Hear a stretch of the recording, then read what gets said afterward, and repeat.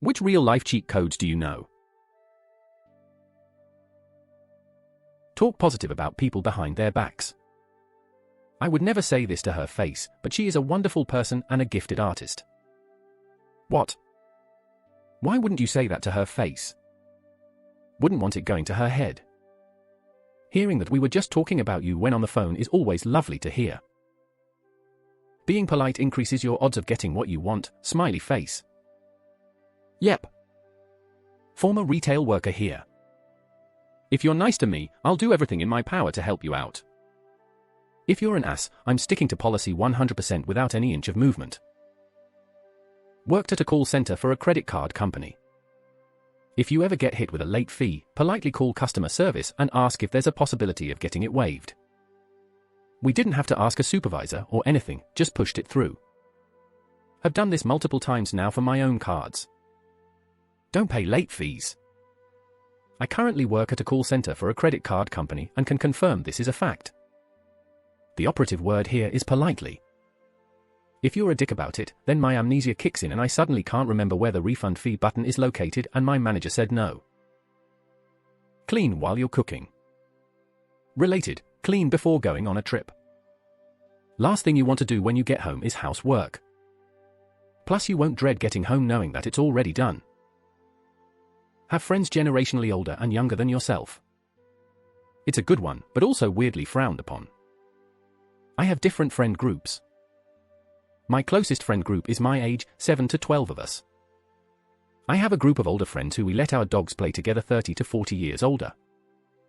Then I volunteer to manage and coordinate kids who are 15 to 20 years younger, most of them their parents are making them volunteer or it's community service hours. There is something unbelievably valuable to learn from each group, but most dismiss the younger ones because they talk in a lit manner, but on God they have respect for the grind fam. Read that as my closest friend group is age 7 to 12 and had to double take ha ha ha ha hol up. Don't put who an email will be sent to until after you have it ready to send so you can't accidentally send an unedited or unfinished emails. Extra tip, if you can't remember who you're going to send it to when you get back to it the next day, just write it at the top of the email above your greeting. Then when you go to reread it before sending, you'll realize you need to remove the name. I always start my email with their name, such as Hi KSV Scout. Your Reddit name is a bitch to type out without using copy-paste. Please consider this in the future. Thanks. Sober dude. Listening and talking. I've learned from being quiet that if you listen for long enough, you'll have most of your questions answered without asking the question. To learn something, repeat it to yourself 3 times on the day you learn it, 2 more times the next day, once the day after that, and you know it, most of the time. Automated phone systems don't understand nonsense. If you need to speak to a person, answer the prompts with things like chicken nuggets or shoelace. It will assume an error in its language system and route you to a person. I'm sorry, I didn't understand that.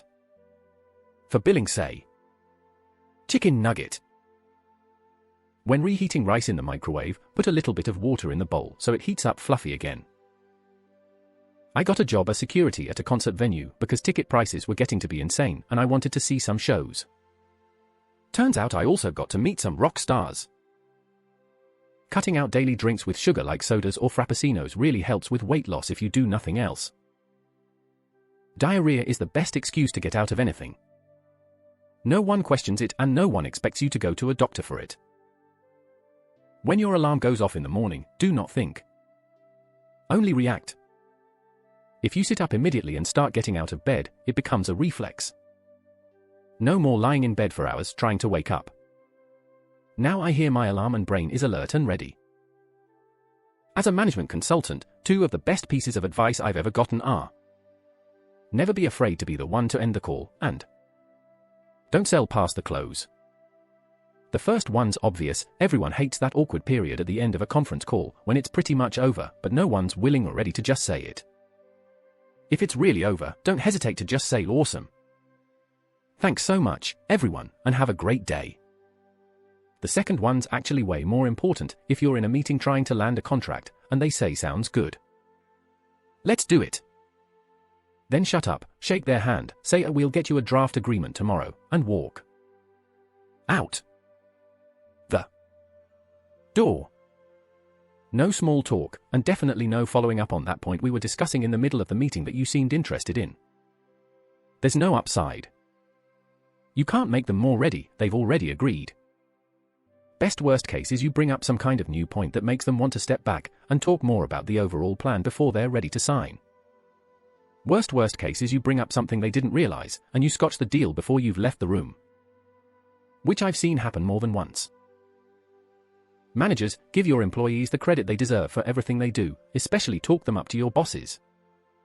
This is a literal win-win. Your employees love you for respecting them, and your boss loves you for successfully managing a great team.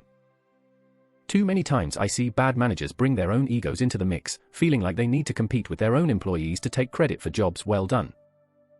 This does not have the effect they think it has. Confidence can get you super far. Like, if you just act extremely confident and normal and totally fine about whatever it is you're doing, anything nearly, people won't question it. You're supposed to be here, just walk on in. Or out, or whatever. That's the attitude to have. I cannot believe how well this works for some of the nicest people as well as the biggest jerks alive. It works. A fluorescent jacket, a bogus lanyard, and a clipboard will get you access to 2/3 of the places that usually aren't accessible. And an angle grinder will get you into the other third. When someone's wrong on the internet, type out what you want to say, then delete it once you've got it out of your system.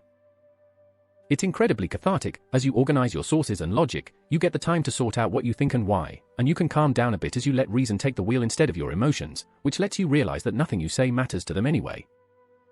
If you find that your finished product is particularly well written, feel free to save it off to the side as a sort of personal study, if you want. Excellent Zen hack. The ducks at the park are free. Never commit a crime during the commission of another crime. Example, if you are transporting illicit substances, don't go speeding around in a car with a busted taillight and expired tags. Get enough sleep. For me it was maintain a healthy weight, which most people think is to help your overall health, and yes, that's very true, but from a pain standpoint it's really great. Like several of you, I'm sure I'm just in pain all the time. Maybe it's my back, or my neck, or my knees, but goddamn if getting from the beginning of the day to the end of the day doesn't hurt. Turns out, losing weight and keeping that under control, which means adding in the gym a few times a week and watching what I eat for 4 to 5 days a week, makes all that pain go away. And in hindsight I knew this, but to actually feel it was a world of difference. Someone once told me you suffer alone, and it's true. You also feel good alone. So, better to have the latter of the two options.